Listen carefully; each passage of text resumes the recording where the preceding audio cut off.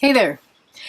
I just wanted to jump on and make this quick video because I'm a little behind. I haven't really been looking at the news, so even though it happened last week, I just saw the story of Ronnie and Beverly Barker, the Indiana couple who went missing in Nevada in their 32-foot RV.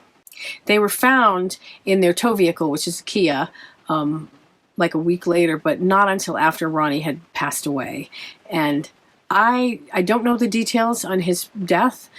What I do know, though, what is being reported is that they were led astray by either incomplete or inaccurate GPS information.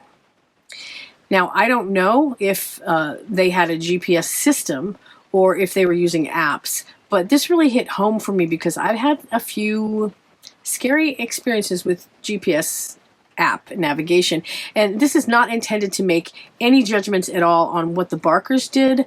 It sounds like they were really experienced and that they really had no signs at all that there was a problem. So I'm not trying to say that they made any mistakes at all, but I just wanted to talk about the things that have happened to me. I've been planning to do it anyway, and this kind of is good motivation to actually hunker down and do it, because it occurs to me that this information might benefit somebody. Maximalist Minibus with Mary and Captain and you. Get on the bus! On my first big trip in the bus, in the newly converted bus, I had Cowboy with me. Cowboy was the dog I had before Captain. And I just obediently followed Mrs. Google, which is, that's the name my friend Dorothy gives that voice, and I've kind of adopted that. So I obeyed Mrs. Google, and I took the direction she told me, even when she told me to get on a road that was called something like Death Valley Road. Aptly named, it turns out. My first piece of advice would be, if your GPS tells you to get on a road with the word death in the title, you might want to do a little research or even rethink that. This was in July of 2018, which is one of the hottest Julys on record. And I was in this bus, which is a 1991 bus with no air conditioning. I knew very little about the desert. I still don't know that much about the desert. I had a little wheezy dog with breathing problems with me, but I obeyed because, having lived in the city for 20 years in LA, I had found GPS to be pretty reliable.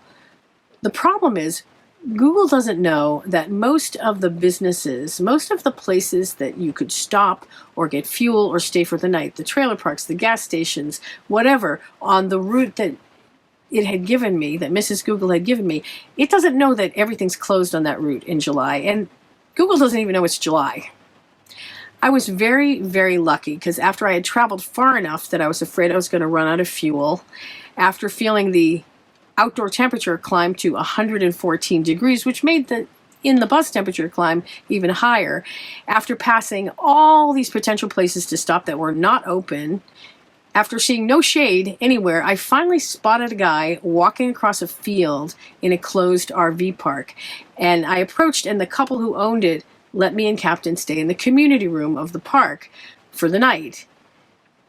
There was a big swamp cooler in there, and otherwise we would have been, we would have had no protection. We would have been just roasting in the bus until somebody happened along, which who even knows when that would be. It was a road that really wasn't being traveled at that time of year.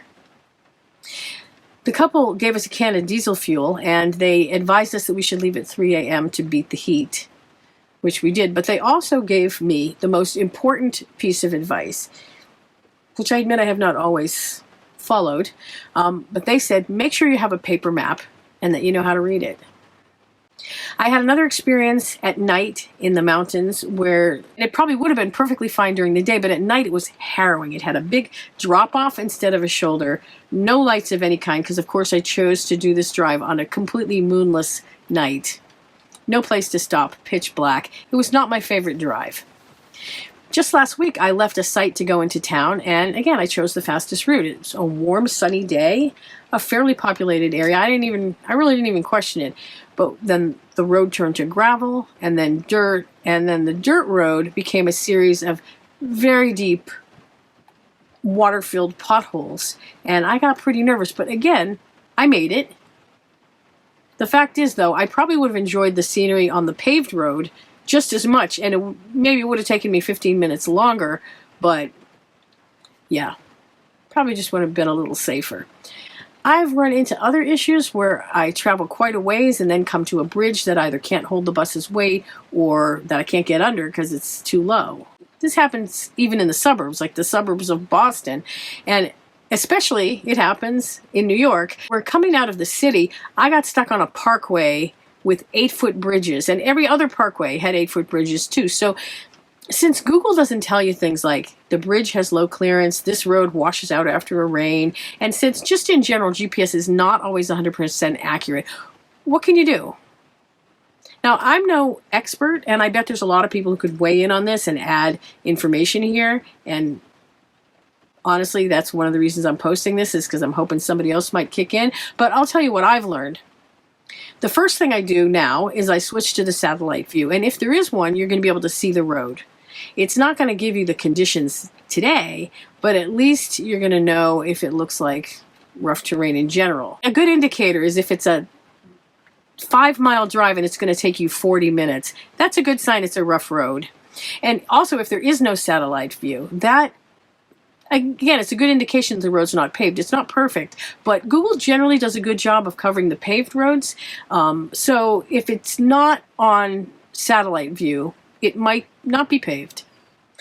If there's anybody you can ask, a ranger, a camp host, if there's somebody you can call and tell them the route or show them the route that you're planning to take and ask them if, as far as they know, it's a sensible route, I would go ahead and do that, because there's no shame in asking, or actually there's a lot less shame in asking than in having to be rescued by a search party because you're stuck in a ditch somewhere. I also have a secondary GPS RV Life, which is specifically geared to my vehicle. You put in the height, length, etc., and it keeps you out of trouble. This helps a lot with the low clearance issue in particular, but I wouldn't advise using it as your main navigation tool because it tends to give very, very long routes, just crazy slow routes. That day in New York, the route that RV Life gave me would have taken 11 hours to get from New York to Boston, which is just absurd. I mean, 4.5 hours is probably the longest it should ever take. It helped me get out of my immediate jam, but then I switched to Google because I'm not going to drive 11 hours to Boston.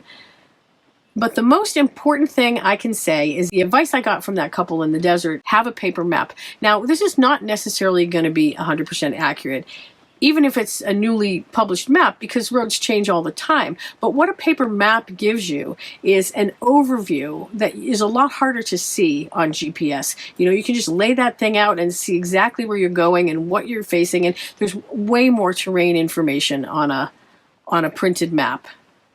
One last suggestion. I haven't done this yet, but I'm planning to get a personal GPS locator service.